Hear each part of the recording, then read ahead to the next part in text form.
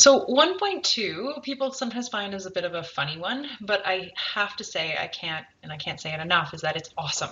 It really tells me and yourself whether you understand what it means to isolate a variable. So what it is we're going to look at mathematical models or formulas that are used to describe a relationship. So for example, A equals LW, everybody usually knows that that's area is equal to length times width. Right? So it's a mathematical formula or model that can be used to solve for different variables. Sometimes you want to solve for area, but sometimes you want to solve for length. So let's say if I wanted to take this equation and always solve for L, it wouldn't be very efficient to have it as A equals LW. So what we're going to be doing in this section is learning how to take these equations and isolate a different variable from a mathematical model. So instead of A equals LW, I want L equals A divided by W. So it feels weird because you're not going to be dealing with numbers per se, but it really is just all the skills that you learned in 1.1 put to use in a bit of a different way. So there's these steps that you can take to isolate a variable. Really what it is simplify the equation first, right? Step 1, clear parentheses, get rid of fractions. Step number 2 is trying to get on one side just the terms that have the variable you want, which is the same as what we did with linear equations one variable, right? You want to isolate the x term, and then you want to isolate x, right? Multiply or divide by adding the coefficients on that leftover variable.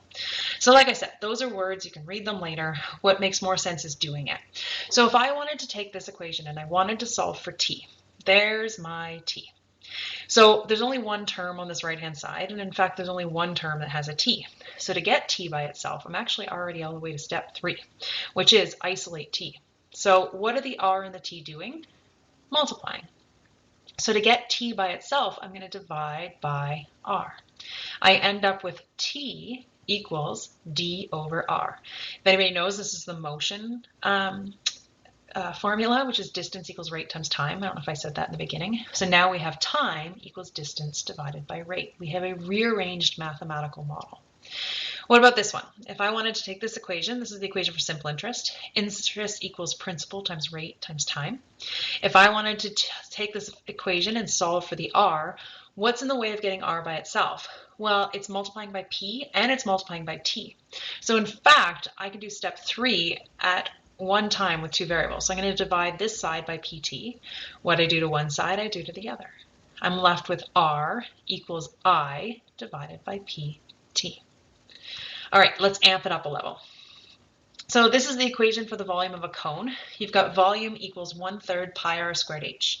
We want to take this equation, we want to solve for h. What's in the way?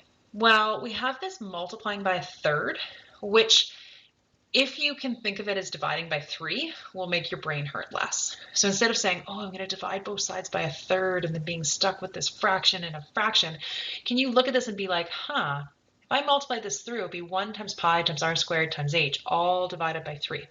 So I'm going to look at this as divided by 3. So I'm going to multiply both sides by 3 first, just to get rid of that third. I would end up with 3v equals pi r squared h.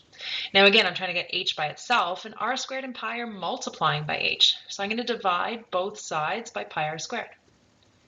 Now I'm left with h, because pi divided by pi is 1, r squared divided by r squared is 1, equals 3v divided by pi r squared.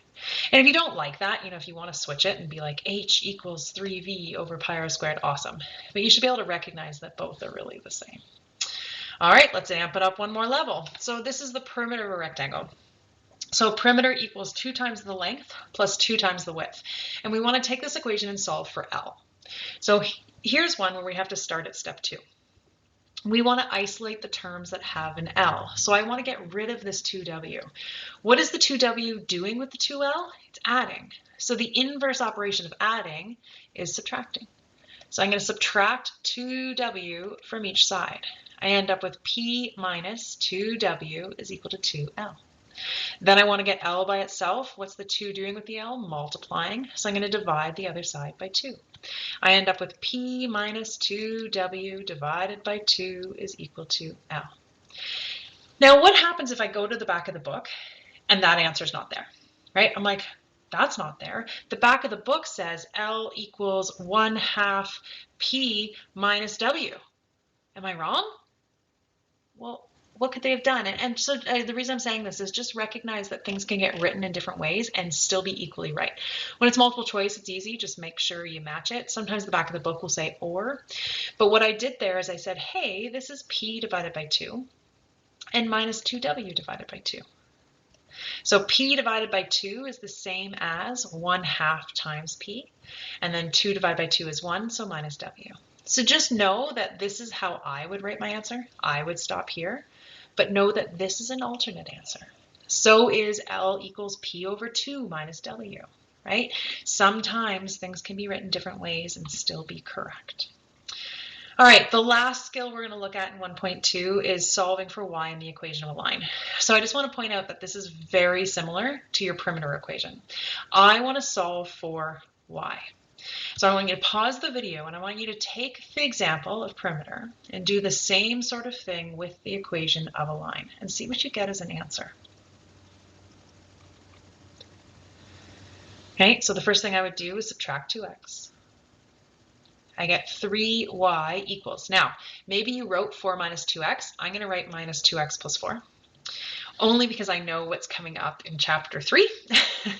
And it's really helpful if you can write it with the x term first.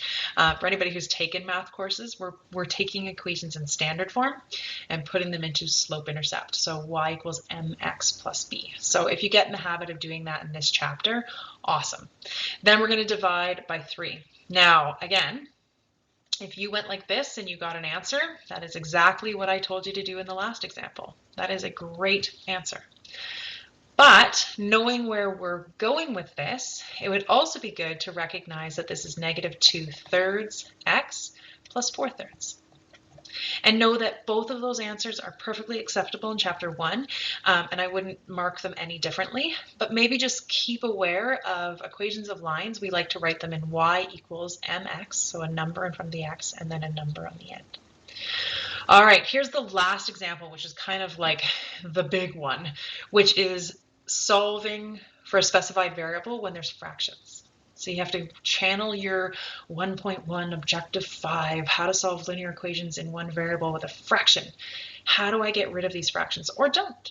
Maybe stick with them and see where it takes you. But I want to see what you would get for y. And again, there's 20 ways of doing this. We could all be a little bit different, and it's hard in a video for me to get that across. So I will pick one way, and then we'll kind of go from there. But pause the video, see if you can get rid of the fractions just to start. So for me, it's really hard to tell what the majority of people are going to be. I feel like the majority of people go with the textbook and they are destroyers. So they would multiply every term by 4. I could be wrong. If you're out there being like, I'm a creator, awesome. Okay, 4 divided by 2 is 2. We end up with 2 times 1x minus 4 divided by 4 is 1. So minus 1 times 1y is equal to 5 times 4, which is 20. So we end up with 2x minus y equals 20. If you were a creator, you multiply this one by 2 over 2. You know what? I can't help myself. So if you were a creator, you were trying to create that common denominator 4. So you multiplied this one by 2 over 2 and this one by 4 over 4. So you ended up with 2x over 2, right? 2x over 4 minus 1 y over 4 is equal to 20 over 4, and then you could get rid of your denominators. Okay, now we're going to solve for y. So we're going to subtract 2x. Now hopefully this time you were like, hey, I'm going to write that x term first. So negative y equals negative 2x plus 20. If you didn't, don't worry in chapter 1. We'll train it into you in chapter 2. And now I don't want negative y equals, I have to have y equals. So I'm going to divide every single term by negative 1. And I would get y equals positive 2x minus 20. And that is my equation isolating y. All right, have fun with 1.2.